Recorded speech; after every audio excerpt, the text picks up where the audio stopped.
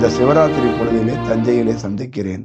என்னை சந்திப்பவர்களுக்கு அங்கு கிடைப்பது இந்த இரு சுவாசத்தையும் பலப்படுத்திக்கிறதுக்கான ஒரு வாய்ப்பு தஞ்சையிலே கிடைக்கும். இரவு 9லிருந்து காலை 6 மணி வரைக்கும் அங்கே நம்ம சந்திக்கிறோம். இரவு 8 மணிக்கு உங்களுக்கு பிரசாதமாக உணவு வழங்கப்படுகிறது. அன்னதானம் அல்ல, பிரசாதமாக இரவு 8 மணிலேருந்து 8:15க்கு உணவு வழங்கப்படும். குருவோட உரை 9 மணிக்கு இருக்கும். தஞ்சையில் இரவு நம்ம சந்திப்போம். ஒரு நல்ல சூழலாக இருக்கட்டும்.